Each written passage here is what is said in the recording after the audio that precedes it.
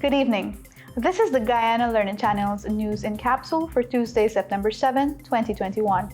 In the news this evening, KNVU settlers to relocate to Farm Herstelling. More than $2 billion in flood relief cash grant distributed. In the world of sports, Brazil and Argentina World Cup qualifier suspended. Regionally, CARICOM Africa hosts first summit, and internationally, Turkish marine life threatened. And now, the details. 30 households currently residing along Block X Plantation Herstelling or KNVU will be relocated to the housing schemes in Farm and Herstelling on the east bank of Demerara, as plans advance for the construction of the 4-lane highway from Eccles to Great Diamond. Those areas were pinpointed after due consultations with the residents, Housing Minister Colin Crowell and the Chief Executive Officer of the Central Housing and Planning Authority, Sherwin Greaves. Minister Crowell, the CEO, along with representatives from the Mocha and Herstelling Neighborhood Democratic Council, engaged with the settlers Thursday last. Minister Crowell on Monday explained that the land is the government's reserve and that the area was always pinpointed for future development. The minister explained that the relocation process would entail an evaluation of the existing structures on the reserve so that persons can be compensated. He said, too, that the government will be taking care of the costs for the land. And to make the process even more convenient, the housing minister said that the residents will also have access to their certificates of titles and transports.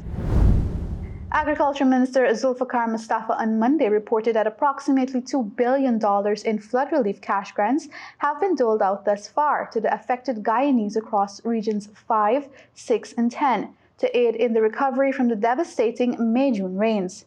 The distribution, however, has not been without challenges, as there have been many reports of persons inflating the damage they suffered from the floods. Now, to ensure complete transparency, the Agriculture Ministry is working to establish an official register. The ministry has extension officers from the National Agriculture Research and Extension Institute, the Guyana Livestock Development Authority, and the Guyana Rice Development Board conducting verification of the claims being put forward by the residents. And with more claims coming in daily, the Agriculture Ministry has established a hotline from 8 a.m. to 6 p.m. starting Tuesday.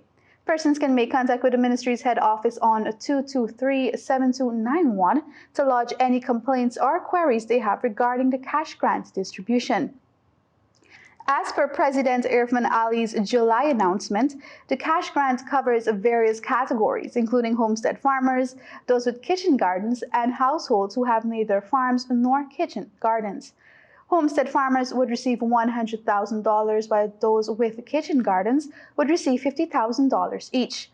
Other households who have neither farms nor kitchen gardens will receive $50,000. As it relates to the rice industry, it was explained that for rice that was ready for harvest and was lost in the flood, farmers will receive $80,000 per acre. For rice sowed and lost in the autumn crop, those farmers are set to receive $65,000 per acre, and those farmers who prepared their lands but were unable to plant will receive $45,000 per acre. In addition to this support, 60,000 bags of seed paddy will be made available to the farmers. The more than 2,000 poultry farmers who suffered losses will receive more than $600 million in relief assistance. The assistance will fall under 4 categories: farmers and small, medium, and large-scale poultry farmers. This piece was extracted from the newsroom. And now in the world of sports. The World Cup qualifier between Brazil and Argentina was suspended minutes after kickoff at the Corinthians Arena in Sao Paulo, Brazil, after Brazilian health officials came onto the pitch and escorted multiple Argentinian soccer players away. The Brazilian Health Regulatory Agency had requested support from the country's federal police to prevent 4 Argentinian players from participating in the qualifier, saying that the players in question made false statements upon arriving in Brazil, omitting that they had been in the UK in the past 14 days. According to Brazilian COVID-19 regulations, any passenger who visited the UK 14 days before arrival cannot enter the country. FIFA confirmed on Twitter that the match had been suspended and that further details would follow in due course. This piece was extracted from CNN. And now for news in the region.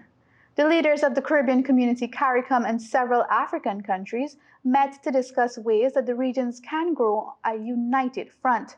Kenya is chairing the virtual summit under the theme Unity Across Continents and Oceans, Opportunities for Deepening Integration. Kenyan President Kenyatta said he was thankful that the meeting was not postponed for another year, since it will allow leaders to start laying the framework to combat global challenges on a united front.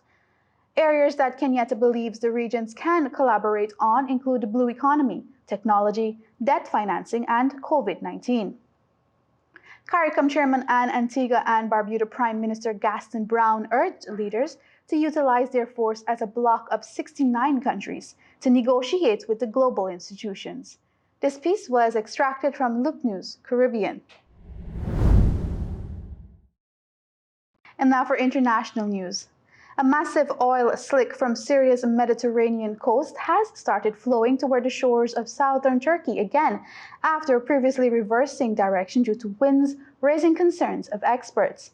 Stressing that marine life in Turkey's southern coast is under huge threat, experts pointed out that oil wastes that continue to spread in the Mediterranean Sea may hit the shores next week. The experts suggest that the slick may cause serious problems in the marine ecosystem, and leading mass fish deaths or sinking to the seabed and destroying life there. This piece was extracted from the BBC. With that, we've reached the end of today's broadcast. Thank you so much for joining us. Be sure to tune in again tomorrow right here on the Guyana Learning Channel for more educational news and updates. On behalf of the technical team, thanks for watching, and remember to stay safe, Guyana.